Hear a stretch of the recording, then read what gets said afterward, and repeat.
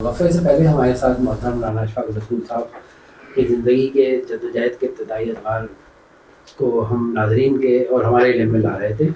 بعض ایسے پہلو تھے جن سے میں بھی واقف نہیں تھا, جو ایمانداری کی بات ہے. رانا صاحب, ہم آج کل جو سیاست میں, سماج میں 1800 سی سی گاڑی اور 2000 گز کا بنگلہ, اس کے بغیر لوگ سماجی خدمت یا سیاست میں ہاتھ ڈالنا پسند نہیں کرتے.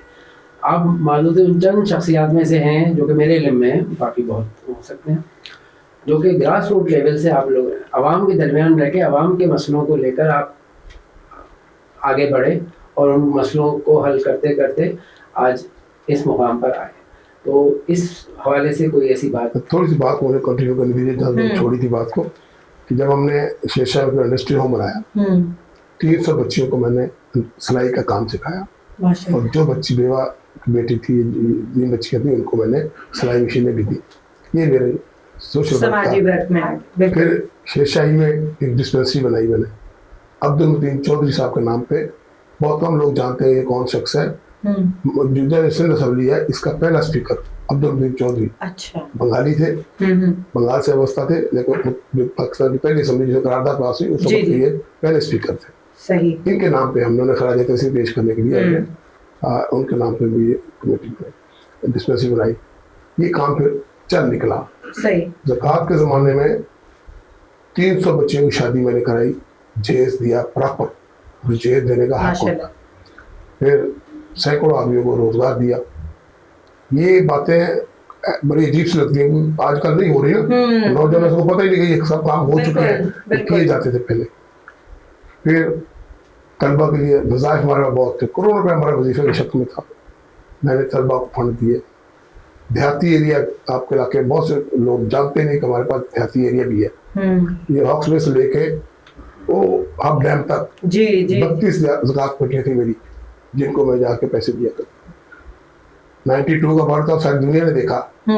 میں نے بارش کے دوران ان دیہاتوں میں پیسہ بانٹتے ہوئے دیکھا. رمضان کا مہینہ تھا, عید آنے والی تھی, تو میں خود جا کے پیسے دیا کرتا تھا. کہنے مطلب یہ کہ کام کرنے کا جذبہ ہونا چاہیے. آپ کام کرتے ہیں تو خود کریں. میری تربیت جو ہوئی اس دوران, ہماری تنظیم کی یوتھ فرنٹ پاکستان بنی تھی, جس کے محمود علی صاحب بانی تھے. محمود علی صاحب بھی بنگالی تھے. یہ وہ شخصیت ہے جس نے پاکستان بنگلہ دیش کو تسلیم نہیں کیا تھا اس وقت. اور ایک اور بات میں آپ سب کو کہہ دوں کہ وہ آدمی جس نے تحریک تکمیل پاکستان بنائی, اس کا بنیادی مقصد یہ تھا کہ ہم پاکستان جو قاعدہ تھا پاکستان اس کو لینے کی جدوجہد کریں. لوگ آپ سے جیسے بہت سے پڑھے لکھے لوگ کہتے یار بنگلہ دیش تو آپ نے الگ کروا دیا. تو محمود علی صاحب قلندر وہ کہتا تھا یہ ایک وقت آئے گا کہ بنگلہ دیش آپ کے ساتھ ملے گا. ہم اسے دیوانے کا خواب کہتے تھے. ہم دو ان کے ساتھی تھے, کارکن تھے, تقریر کرتے تھے, لیکن یہ بات ہمیں ہضم نہیں ہوتی تھی. محمود علی صاحب کہتے تھے کہ یار یہ پاکستان ایک دن بنگلہ دیش آپ کو ہوگا. اور جس دن یہ ہوا, پیچھے پسینہ بازی کو نکالا گیا وہاں سے, تو اس دن میں نے بیان دیا تھا اس مرد درویش کی جو بات ہے آج ہمیں یاد آ رہی ہے. ان لوگوں کی تربیت حاصل ہوئی مجھے. پھر مجید نظامی صاحب, ان کے ساتھ یہ 2 شخصیت ایسی ہیں جن کے ساتھ میں 23 سال کام کیا. رانا صاحب تھوڑا سا میں آپ کو یہاں پہ ایک زبردستی روکوں گا, کیونکہ ہمارے نعت خوان بلال رضا قادری صاحب 1-2 سوال آپ سے بھی میں لیتا ہوں, پھر اس کے بعد ہم آپ کے کلام سے منور ہوں گے. آپ پہلے آپ سے یہ سوال ہے کہ نعت خوانی کی فیلڈ ہر کوئی اختیار نہیں کرتا. اس سفر میں آپ نے کس کو اپنا آئیڈیل مانا اور کیا مشکلات آپ کو پیش آئیں؟ دیکھیں جی, نعت خوانی ایسے سمجھیں کہ 2 دھاری تلوار ہے نا. سب سے بڑی بات تو یہ ہے. آئیڈیل کی آپ نے بات کی تو آئیڈیل اب جس نعت خان سے ہی پوچھیں گے, اب ہمارا جیسے ہماری عمر میں ہوں گے تو وہ ایک ہی نظر پڑی اویس رضا قادری صاحب, اس کے بعد حافظ طاہر قادری, اس کے بعد غلام مصطفیٰ قادری. تو یہ آئیڈیل ہیں. سب سے بڑے آئیڈیل تو ظاہری بات ہے ہر نعت خان کے اویس رضا قادری صاحب ہیں. تو ظاہری بات ہے میرے بھی وہی ہیں, محسن بھی ہیں, استادوں میں سے بھی ہیں. تو نعت خوانی کا جو سفر ہے بچپن ہی سے مجھے نہ گانوں کا شوق تھا, نہ فلموں کا شوق تھا, نہ ڈراموں کا شوق تھا. ویسے ہی نعت خوانی کوئی بھی پروگرام ہوتا تھا تو میں وہاں پہ جاتا تھا.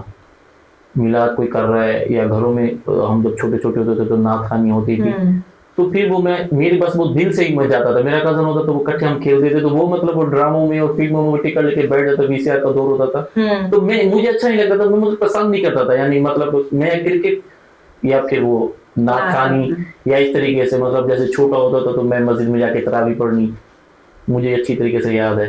तो वहाँ मैं मौका ढूंढता था कि मुझे अजान का मौका मिल जाए माशाल्लाह मस्जिद में जाके। हमारे मोहसिन साहब होते थे तो मेरी ख्वाहिश होती थी कि ये ना आए मस्जिद में ना, ये मस्जिद में ना आए, यानी कि मुझे मौका मिल जाए कि मैं अजान दे दूं। ऐसा हुआ कि मैं 1-2 मिनट पहले भी जाके दे देता था। फिर मोहसिन साहब मुझसे लड़ते थे कि यार आपको इतनी वो है कि आप जल्दी जल्दी अजान जाके दे दे। मैंने कहा टाइम तो हो गया, दूसरी मस्जिद में हो रही थी, तो इस वजह से जाके मैंने भी दे दी। बचपन से ही दीनी रुझान को सामने रख के जब आप नात ख़्वानी की फील्ड में आए, तो किन शख्सियत के कलाम को आपने ख़ास तौर पे पढ़ा, या आपको अच्छा लगा कि मैं यही पढ़ूं या इन्हीं की ज़्यादा मैं नाते पढ़ूं? अच्छा, एक इसमें मैं ऐड करूंगी कामरान के साथ कि अवैस रज़ा काज़मी साहब से पहले, कादरी साहब से सॉरी, पहले जो है वो एक कारी वही ज़फ़र काज़मी साहब का, खुर्शीद अहमद साहब का, वो जो एक सर नातों का स्टैंडर्ड था या वो तरीका था, ट्रेंड था, अवैस साहब के बाद बिल्कुल चेंज हो गया एकदम। तो आप लोगों को वो ट्रेंड ज़्यादा वो होता था या आप अवैस रज़ा को फॉलो करते थे? देखें, ओवैस भाई की भी ऐसे कलाम हैं जो बंदा सुने और बस रो जाए। अभी भी महफिलें होती हैं तो हजारों का मजमा होता है, ओवैस भाई की कोई भी अगर महफिल आप जाके देख लें तो बहुत जमे गफीर होता है और बहुत सुलझे लोग सुनते हैं। कर दिया उन्होंने, बहुत अच्छा एक ट्रेंड जो है माशाल्लाह से उनके बाद से वो जो रुझान ये वाला आया है ना, वो बहुत माशाल्लाह पीक पे। आपकी बात सही है। उसमें ये था कि वो जो जैसे वही ज़फ़र साहब थे जी और भी जितने भी सीनियर सना खान थे, तो उनका पढ़ने का अंदाज बहुत संजीदा जी, मतलब वो हर बंदे को समझ भी नहीं आती, ठहराव वाला। मतलब उनको एक अगर वो सही मानों में देखा जाए तो या तो आशिक रसूल सुन सकते हैं या आलिम दीन जो उनको पसंद करते हैं। जब उसके बाद ट्रेंड चेंज हुआ तो फिर ये हुआ कि बच्चे की मुंह पे जो है नाच जारी हो गई। जैसे वो बच्चा था तो वो फरहान अली कादरी जैक बाबा से जो है, जब वो उसकी नात आई तो फिर वो ट्रेंड चल पड़ा बच्चों को। वरना जैसे बच्चों तो उनके तो नात का हमें नहीं पता था कि भाई नात खानी है और हमने जाना है। अच्छा, मैं इस नन्हे मेहमान का आपसे तारुफ चाहूँगा कि ये हमारे दरमियान एक नन्हे मेहमान मौजूद हैं। ये जी आपका सवाल भी था, ये जी ओवैस रज़ा कादरी साहब हैं। अच्छा माशाल्लाह। तो इनका नाम इसी वजह से रखा है कि ओवैस भाई की वजह से, क्योंकि जाहिर बात है वो हमारे आइडियल हैं। बिल्कुल। तो इसी वजह से कि अल्लाह ताला बस ये है कि इनकी ज़बान में भी वो मतलब बहुत खूबसूरत आवाज़ है। नाज़रीन को कुछ हमें कुछ अता करेंगे कलाम में? हाँ सुनाओ बेटा। हाँ सुनाओ माशाल्लाह। ज़्यादा नहीं, मुख्तसर कोई भी थोड़ी सी 2 लाइनें भी हो, कोई मसला नहीं।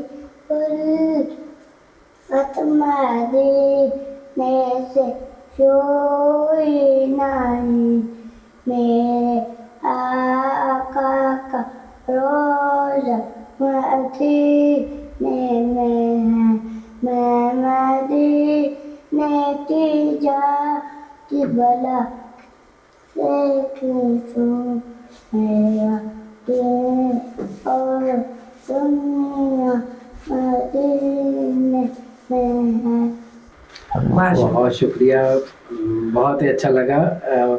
और ये इनको देख के अंदाज़ा हो रहा है कि वाकई में आप इनको अभी से तैयार कर रहे हैं ताकि आने वाले वक्तों में ये भी अपना एक नुमाया मुकाम बना सके। ये तादी से नेमत के लिए मैं अर्ज कर रहा हूँ, मैं इनको तैयार नहीं करता, ये मुझे तैयार करते हैं। अब जैसे अजान होती है या तरावी नमाज, फिर ये मुझे मतलब वो करते हैं। अब इनको पता चल गया ना, मुझे कोई भी मेरी नात खानी का पोस्टर आता है इनको मोबाइल से पता चल जाता है, तो फिर ये मुझसे भी पहले तैयार होके इमाम बांध के माशाल्लाह तैयार हो जाते हैं। बहुत शुक्रिया बिलाल रज़ा साहब। मैं राना अशफाक रसूल साहब अभी गुफ्तगू फरमा रहे थे तो उसमें महमूद अली साहब का जिक्र आया। मैं ज़माने तालिब इल्म में अखबार में पढ़ता था कि वो ताहियात वफाकी वज़ीर थे हुकूमत पाकिस्तान की तरफ से। तो महमूद अली साहब से आपकी जो एसोसिएशन थी वो कितने अरसे रही और किस तरह? मैं एक बात थोड़ी सी और वजाहत करूँ। देखें, इस वक्त का जो माहौल है ना, हम अपने कायदीन को भूलते जा रहे हैं। जब तक हम अपने माजी से वास्ता नहीं रहेंगे उस वक्त तक मुस्तकबिल की तामीर नहीं मुमकिन कर सकते, बिल्कुल। ये वो शख्सियात हैं जिन्होंने कायदे-आज़म के साथ मिलकर काम किया। और इनका थोड़ा सा पस मंज़र भी जानना ज़रूरी है कि महमूद अली साहब ईस्ट पाकिस्तान सिलट के नवाब थे, पाकिस्तान मुस्लिम लीग की वर्किंग कमेटी के मेंबर थे, कायदे के साथ थे। जब ढाका फाल हुआ तो आप उस वक्त अक़वाम मुत्तहिदा में पाकिस्तान के सफ़ीर थे। वो जो करारदाद थी ना जंग बंदी वाली, उस वक्त हमारे में हमला हुआ था, जंग बंदी होनी थी पोलैंड के, वो महमूद अली साहब ने ड्राफ्ट की थी पोलैंड के सफ़ीर से मिलकर। अगर वो पास हो जाती तो ये शायद ढाका फाल बहरहाल वो एक तारीख का दुनिया था हो गया। लेकिन मैं कह रहा हूँ ये पता होना चाहिए हमें सब नौजवान नस्ल खास तौर पे। ये जो हम आजकल हर बात पे उंगली उठा देते हैं ना, क्या किया क्या मिला, आपके काबरी ने बहुत सारे काम किए। नेगेटिविटी आप जिस माहौल में आज जिंदा है, जो इतनी बेहतरी नजर आ रही है, उसमें हमारे काबरीन का बहुत बड़ा दखल है, ऐसी बात नहीं है।